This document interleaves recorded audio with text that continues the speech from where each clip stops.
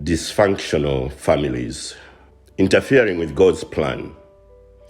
The sad consequences of favoritism, family disputes, scheming, and meddling with God's plan.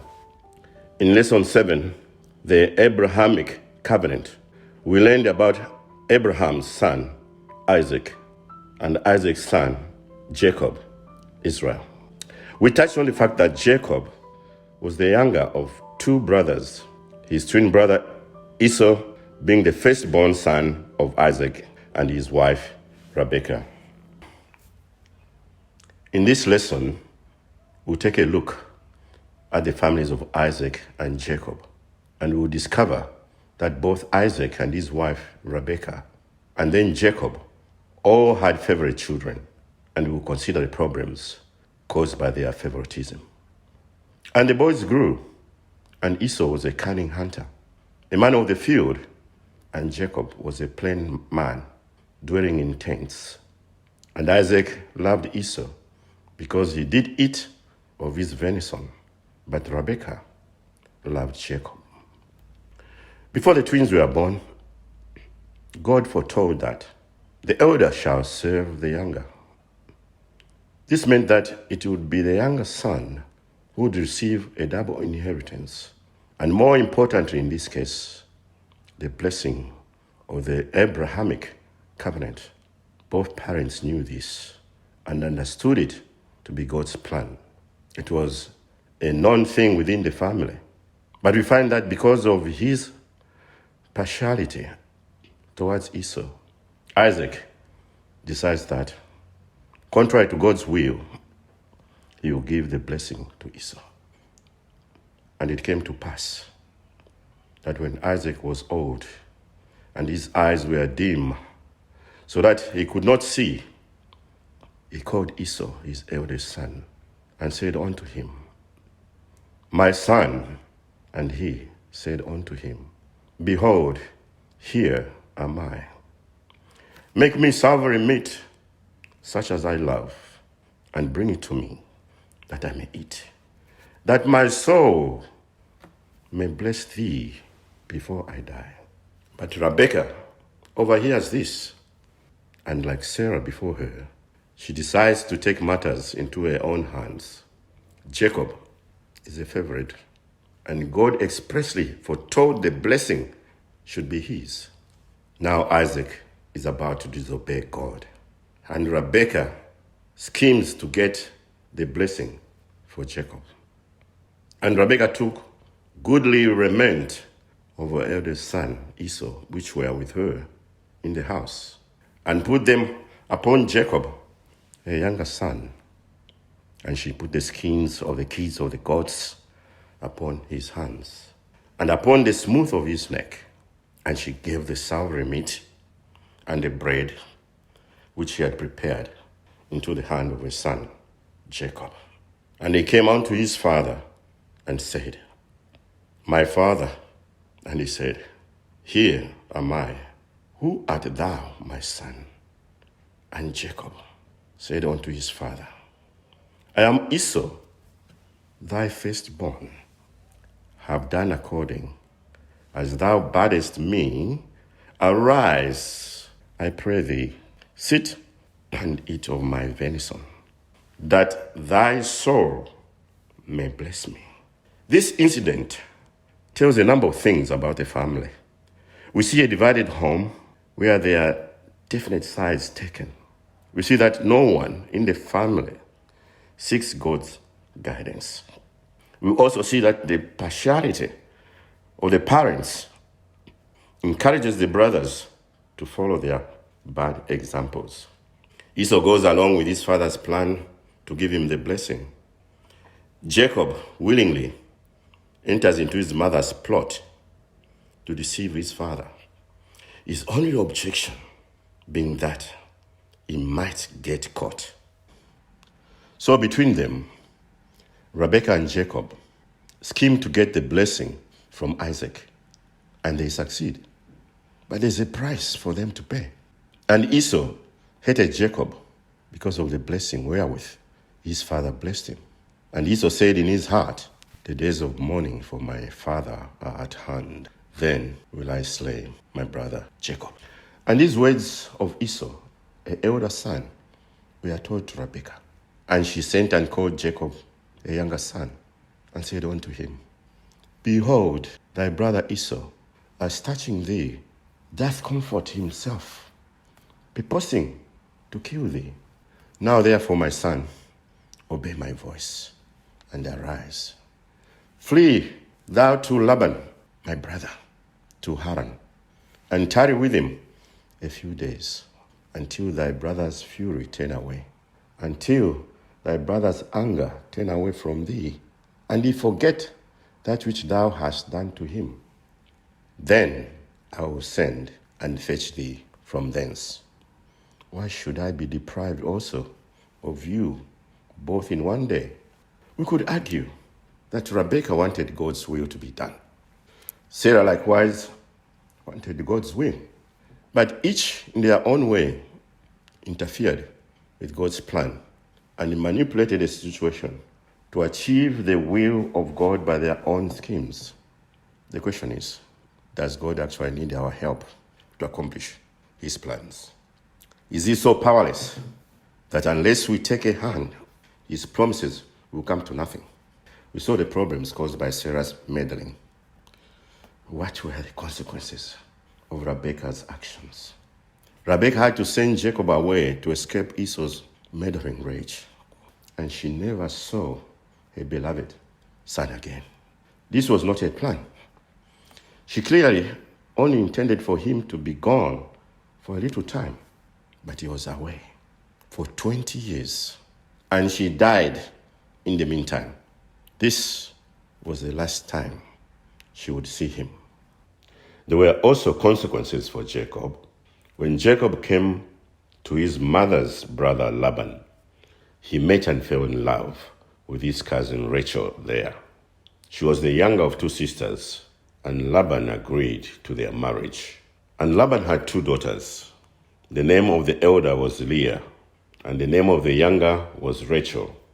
Leah was tender-eyed, but Rachel was beautiful and well-favored. And Jacob loved Rachel and said, I will serve thee 7 years for Rachel, thy younger daughter. But after the 7 years, Laban switches the daughters and gives Jacob Leah instead. So it happens to Jacob as he did to his own father. He is deceived by one sister impersonating the other. Consider that Laban and Rebekah were brother and sister, and both came up with the same plot. Where did they learn this? And consider also that Leah was as willing to deceive Jacob as he had been to deceive his father. Moreover, Laban's objective was clearly to keep Jacob working for him as long as possible for his own financial gain. And Laban said, it must not be so done in our country to give the younger before the firstborn.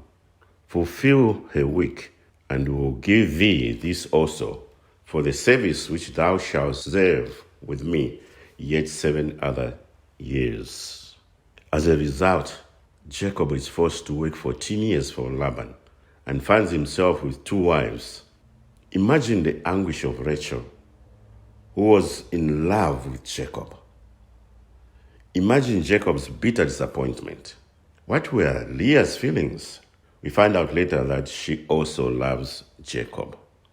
This whole situation leads to a lifetime of grief for all 3 of them, and Laban himself also has to reap the consequences of his actions in the resentment and bitterness of his daughters and their estrangement from him. The Bible tells us that Jacob had 12 sons. Who were their mothers? Sadly, we find that 2 wives were only the beginning of Jacob's domestic problems. Leah and Rachel were filled with envy, resentment, and bitterness toward each other.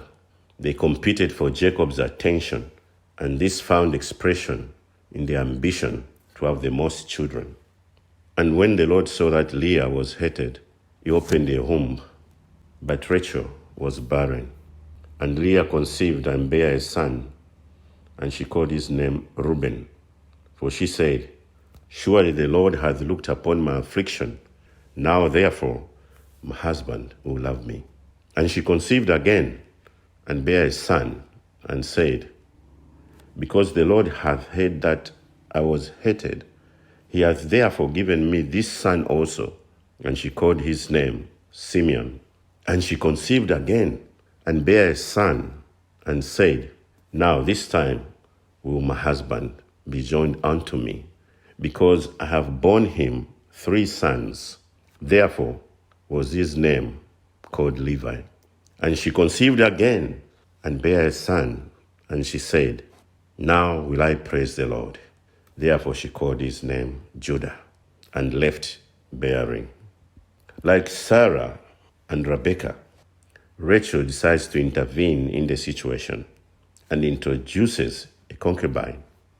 And when Rachel saw that she bare Jacob no children, Rachel envied her sister and said unto Jacob, Give me children, or else I die. And Jacob's anger was kindled against Rachel, and he said, Am I in God's stead, who hath withheld from thee the fruit of the womb? And she said, Behold, my maid Bilhah, go in unto her, and she shall bear upon my knees, that I may also have children by her. And she gave him Bilhah, her handmaid, to wife. And Jacob went in unto her, and Bilhah conceived, and bare Jacob a son. And Rachel said, God hath judged me, and hath also heard my voice, and hath given me a son. Therefore called she his name Dan. And Bilhah, Rachel's maid, conceived again, and bare a second son. And Rachel said, With great restraints have I wrestled with my sister, and have prevailed. And she called his name Naphtali. Not to be outdone, Leah follows suit with yet another concubine. When Leah saw that she had left bearing, she took Zilpah, her maid, and gave her Jacob to wife. And Zilpah, Leah's maid, bare Jacob a son. And Leah said, A troop cometh. And she called his name Gad. And Zilpah, Leah's maid, bare Jacob a second son. And Leah said, Happy am I, for the daughters will call me blessed. And she called his name Asher. So we see that into this confused, discordant, dysfunctional home, more children are born to Jacob. And Jacob came out of the field in the evening, and Leah went out to meet him, and said, Thou must come in unto me, for surely I have hired thee with my son's mandrakes. And he lay with her that night. And God hearkened unto Leah, and she conceived, and bare Jacob the 5th son. And Leah said, God hath given me my hire, because I have given my maiden to my husband. And she called his name Issachar. And Leah conceived again, and bare Jacob the 6th son. And Leah said, God hath endued me with a good dowry. Now will my husband dwell with me, because I have borne him 6 sons. And she called his name Zebron. And afterwards she bare a daughter, and called her name Dinah. And God remembered Rachel, and God hearkened to her, and opened her womb. And she conceived and bare a son, and said, God hath taken away my reproach.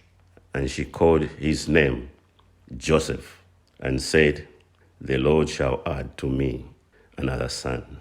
And they journeyed from Bethel, and there was but a little way to come to Ephrath. And Rachel traveled, and she had hard labor. And it came to pass, when she was in hard labor, the midwife said unto her, Fear not, thou shalt have this son also. And it came to pass, as the soul was in departing, for she died, that she called his name Ben-On, but his father called him Benjamin.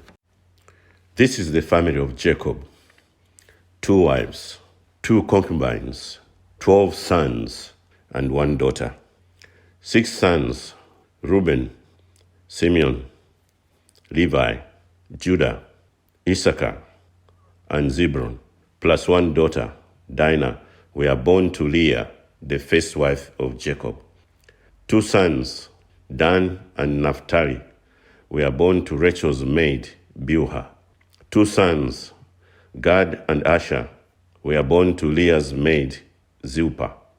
2 sons, Joseph, and after many years, Benjamin, were born to Jacob's beloved wife, Rachel.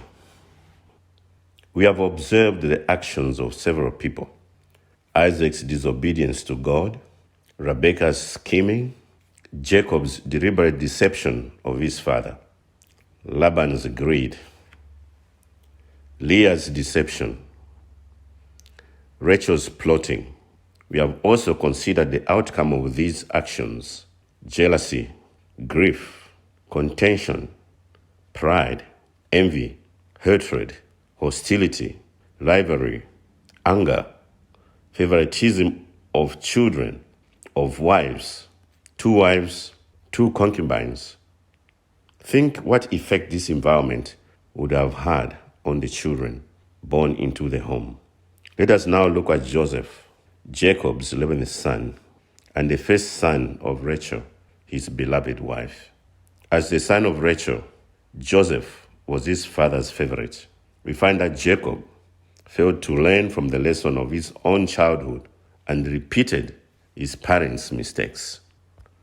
Joseph was Jacob's favorite child, and he made no effort to hide it. Now Israel loved Joseph more than all his children, because he was the son of his old age, and he made him a coat of many colors. And when his brethren saw that their father loved him more than all his brethren, they hated him, and could not speak peaceably unto him. And Joseph dreamed a dream, and he told it his brethren, and they hated him yet the more.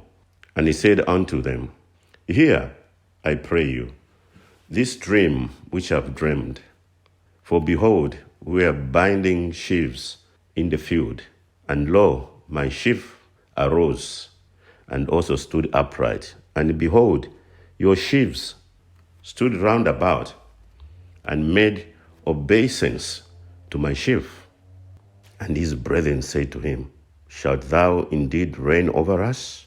Or shalt thou indeed have dominion over us? And they hated him yet the more for his dreams and for his words.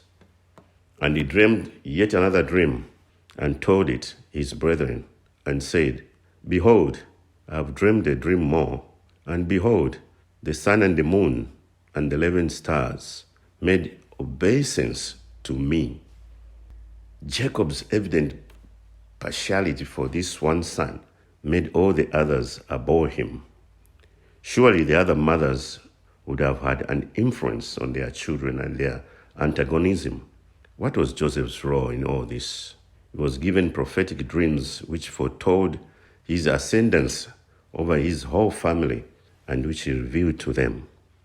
What is more, they understood perfectly well that these were prophetic dreams. So the brothers decided to kill Joseph. Come now, therefore, and let us slay him, and cast him into some pit, and we will say, Some evil beast hath devoured him, and we shall see what will become of his dreams.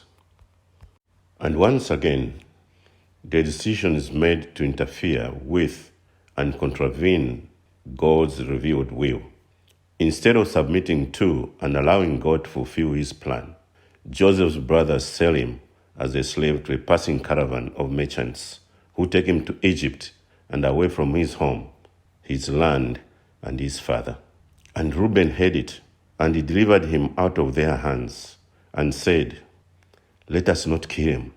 And Reuben said unto them, Shed no blood, but cast him into this pit that is in the wilderness, and lay no hand upon him, that he might rid him out of their hands, to deliver him to his father again.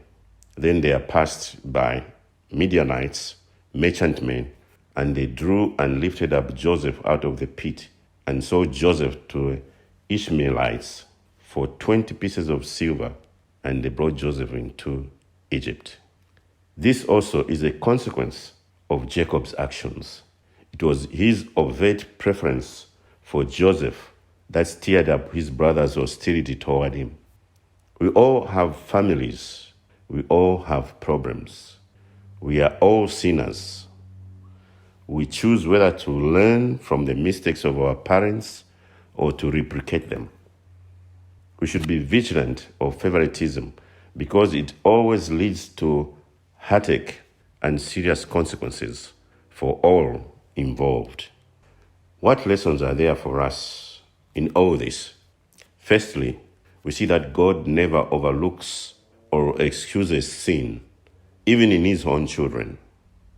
We also see that the choices we make all have consequences, good or bad, that affect us and others. Finally, we learn that God is gracious and forgiving, and will forgive our sin if we repent. But the consequences remain for us to live with.